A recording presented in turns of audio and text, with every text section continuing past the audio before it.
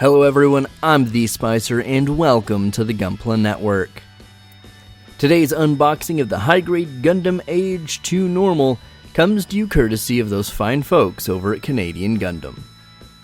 Canadian Gundam is your one-stop shop in North America for all your Gunpla and Plamo needs.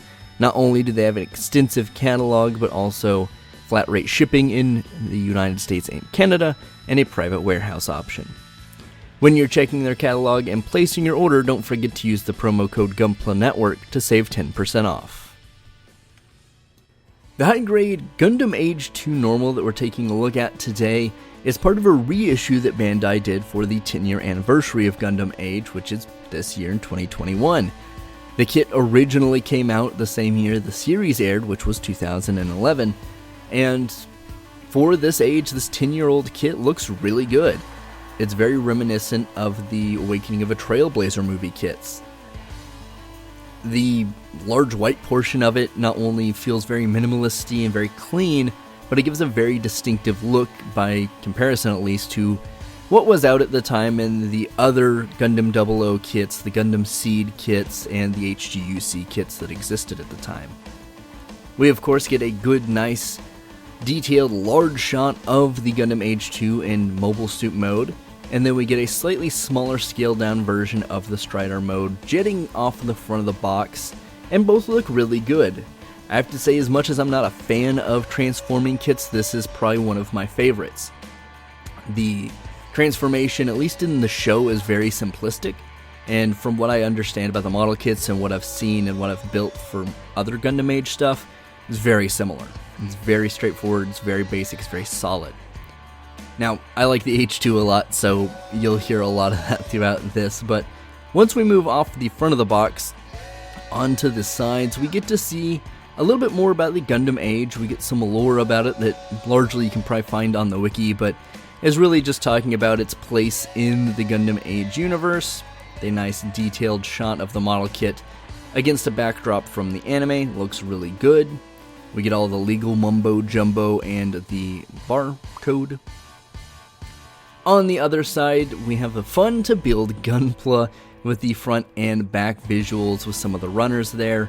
And one of the cool things about these kits, a lot of the AGE kits that had some kind of transformation gimmick or some kind of flight gimmick had a stand, which is really nice, and I wish Bandai would do this more often.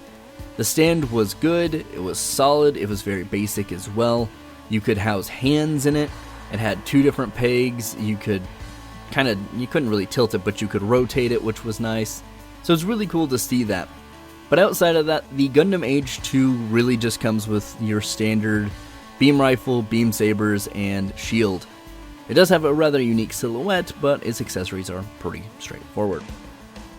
Now, if you're unfamiliar with Gundam AGE, allow me just a minute or two to kind of catch you up on what it is. So the series came out in 2011 and was fairly ambitious for the time.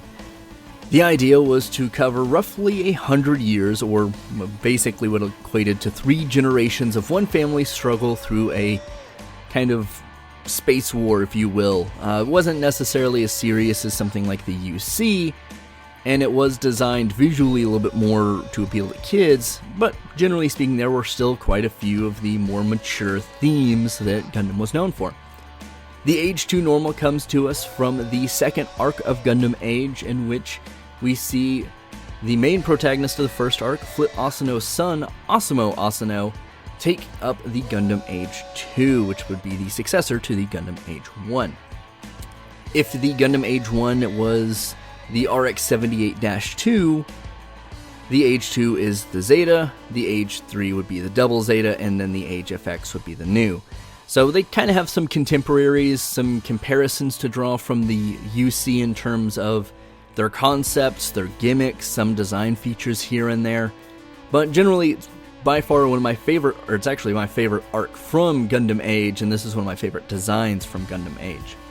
But Asuno is a regular dude in this series, at least in his arc.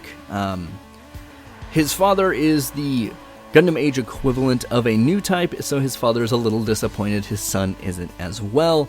But that's okay, because Wolf Iniakal takes Asemu Asuno under his wing to create the Super Piloto, as he says. Wolf passes that title down to Asemu, as well as the all-white signature color scheme of the White Wolf. Now, of course, this is in its traditional Gundam colors, but there is an all-white variant that I think was an exclusive when this came out, but worst case, you could always paint it if you really, really wanted to.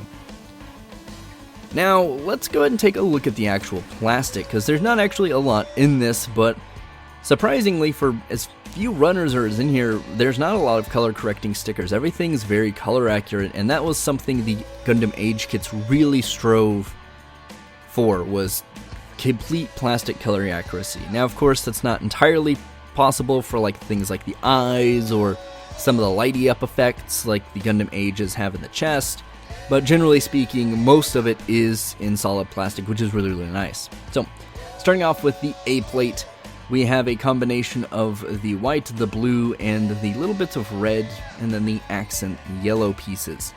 Very nice, very solid. I'm really happy to see some Gundam AGE kits again. It has been a long time since I've built some.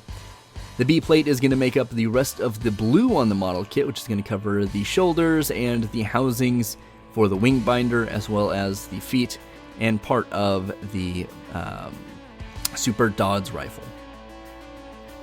We have this C plate, which is going to be entirely molded in white, which is going to make up the stand, the armor, and the binders themselves, which have nice little grooves for some panel lines for a fairly basic looking kit in terms of surface detail. After that, the D plate makes up the rest of the internal frame, as well as some of the parts for the parts formation if you really want to do that, but it doesn't really technically need it, I believe, if I remember correctly from when this kit originally came out. Of course, we have all the PC joints, pretty standard fare. We have the beam saber blades, which for a suit like this actually would likely get used a lot for posing, as that was a big thing in the anime.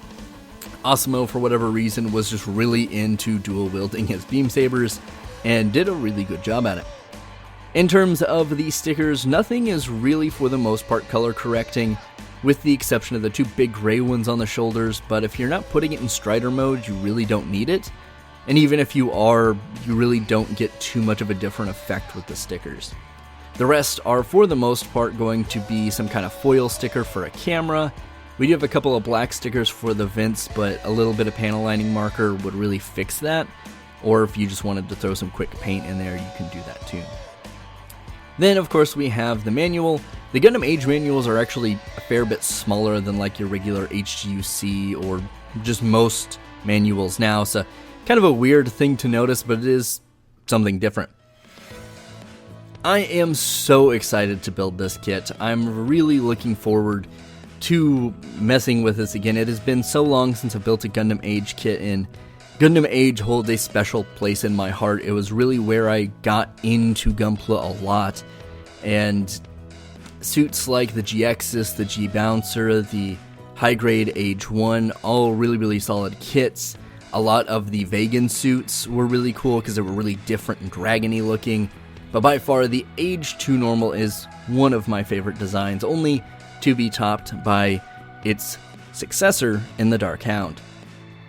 The color accuracy I expect to be pretty solid, as I at least kind of know the Gundam AGE kits are fairly solid about that anyway, and looking at the sticker sheet, there's a little bit to look at, but the stickers that are there all make sense and shouldn't be too difficult to stick. So, pretty cool, very excited about that. All the stickers seem to go in very obvious places with very defined cuts, so very good there. The transformation is, like I said, something I'm actually excited about for once. Like I said, a lot of transformations in kits I'm not a huge fan of because they usually come at the cost of the actual suit stability, but this one in animation, very stable, very straightforward, very basic, and from what I remember of this kit coming out, I believe people said kind of the same thing. And I think there's just a slight gimmick, because you could kind of do the same thing with the advanced grades, the ones that didn't really have a lot of articulation. And that was kind of a hack, but it came out of the inspiration from the AGE 2 high grade. So I'm really excited to get this built. get it posed, get a bunch of shots, and get into the review. If you have built this, leave a comment down below and let me know what you thought about it. And if you have any questions, let me know. I'll try my best to answer them. If I don't know, I'll try to find out. But of course, I've been the Spicer. Be sure to check out other content here on YouTube. Like this video if you've enjoyed my rambles for the last 10 minutes. And of course, subscribe for more content like this. As always, friends, I'm the Spicer here for the Gunpla Network. Stay safe and keep on building.